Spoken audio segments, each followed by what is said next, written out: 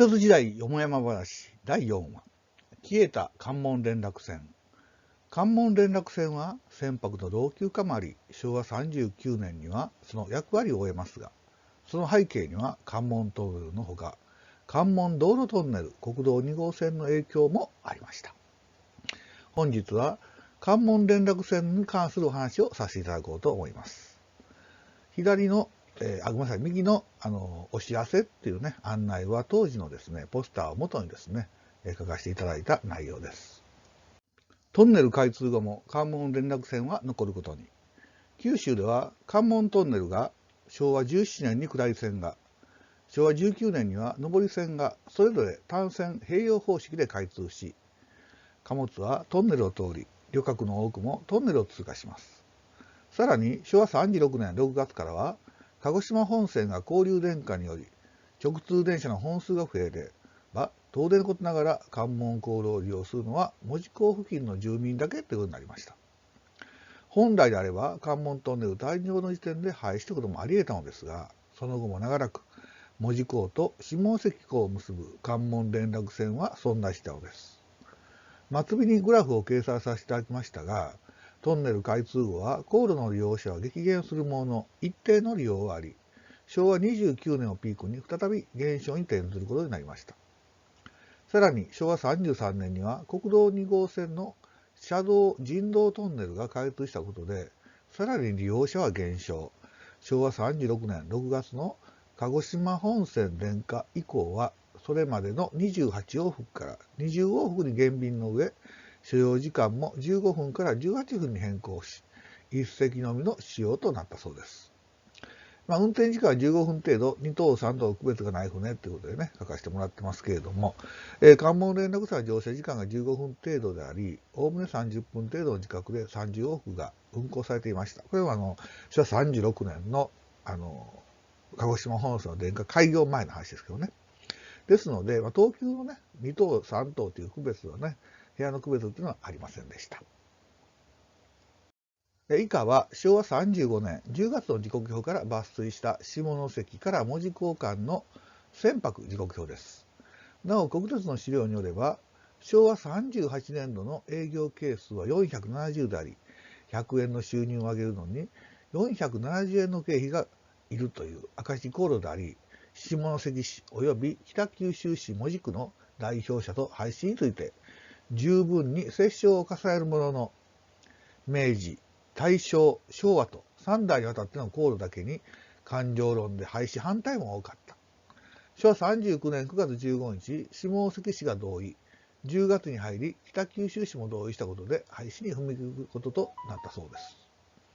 です。航路廃止に伴い、関門間の通勤対策として、午前通勤時間帯に機動車による導発を行うことになったそうです。以下のちょっと11、13が書いてある便の名前で、下関と門司港にね、約20分間隔っていうかね、だいたい30分間隔ですかね、ぐらいで運行したっていうのがね、分かっていただけるかなと思います。関門航路の成り立ちということでお話をさせていただこうと思います。関門海峡の連絡船は、関門トンネル開通後も、門司港付近の住民の足として、自動車の構想などの目的で昭和39年まで残ります。関門トンネル並びに人道トンネル開通などを伴い乗客が激減し、昭和39年10月31日をもってその運行を停止することとなりました。そこで当時の遠隔や廃止に至る前の話をさせていただこうと思います。遠隔ですけども、まず関門連絡船は山陽鉄道が明治34年5月27日に航路営業を開始したそうで、明治39年12月1日に山陽鉄道が国有化されて以降は、国鉄の連絡船として輸送を支えてきたそうです。昭和10年から第二次大戦後の最盛期には、1日53往復、年間900万人、現代の航路を2倍を超えるということで、昭和39年現代の話ですけども、に及ぶ輸送を行ったそうです。しかし、昭和29年をピークに減少し、昭和33年3月9日には関門トンネル並びに人道トンネル開通などに伴い乗客が激減。電化開業後は減便して対応したものの乗客離れは止まらず、昭和39年10月末で運行を停止することになりました。ということで、先ほどもね、ちょっとかぶってしまいますけどね、概要をちょっと遠隔ということでね、お話しさせていただきました。で、ここに書いてますようにお知らせっていうね、こういうポスターがね、貼られたそうです。当時の写真をもとにですね、これちょっとそのポスターをね、書かせていただいたというかね、ポスターのイメージでね、作らせていただきました。あとですね、関門航路の成り立ちということで、こちらの方はですね、貨物輸送の方の話になります。関門航路の、正確にはですね、関新航路というのかな、下関と小森江っていう桟橋のところをね、結ぶ、貨車専用のね、そういう構想の、航路っていうかね、それがあったようです。で、旅客の方はもちろん下関から門司港に行く、門司港のね、当時は門司駅ですけど、門司港の方に行くんですけれども、貨物はですね、下関の港の方が小森江っていうところね、現在の門司駅の近く、ね、そこでは当時は門司っていうのは大里という名前だったらしいんですけども、そこで結ぶ構想ね、航路があったようです。で、こちらの、貨車構想のね、関森っていうのかな、関新っていうのかな、の航路の方に関してはですね、トンネルが開通するとですね、さっさと廃止されてしまったということで、その後はですね、旅客のみの航路として関門航路がね、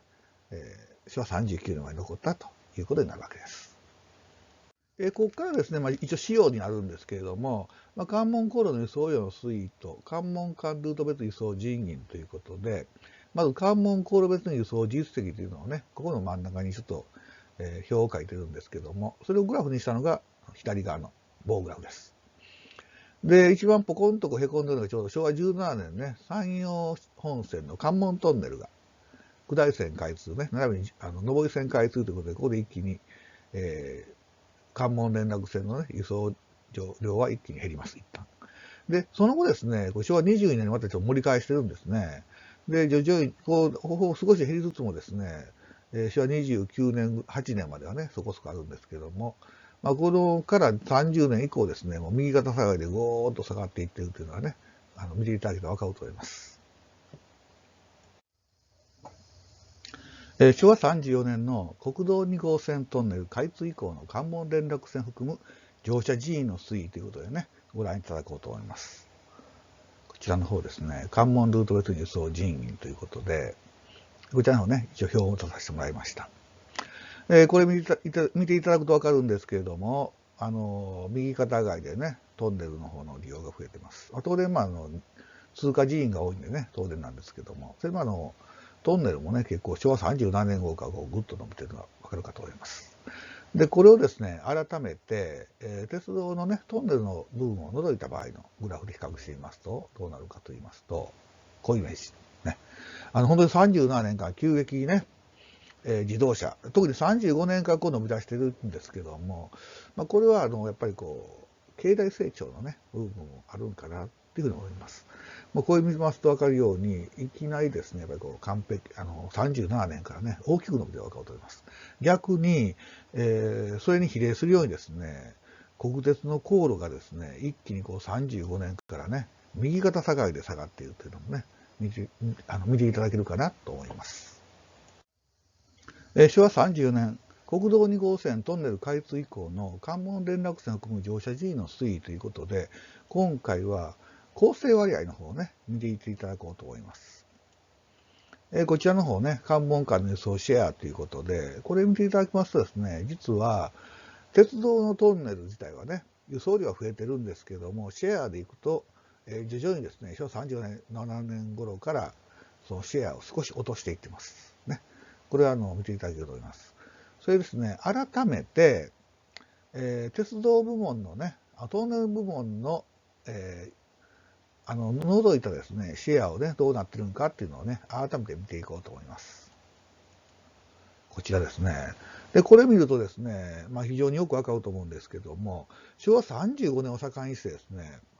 自動車、トンネルですね、トンネルの方の、自動車トンネルの方のシェアっていうのが急激に伸びているのが分かると思います。37年から顕著だと思うんですけども、それに比例するようにですね、国鉄の航路、ね、あと民間航路も若干頑張っとったんですけども、ちょっとだんだん落としていってるというね、37年以降は急激に落ちていってるんですけども、国鉄の場合ですね、昭和35年をピークにですね、ほんま右肩下がりのようにね、下がっていっているというのをね、理解していただけるんじゃないかななんて思います。最後までね、ご覧いただきましてありがとうございました。関門トンネルのね、ちゃうわ、これじゃないわ。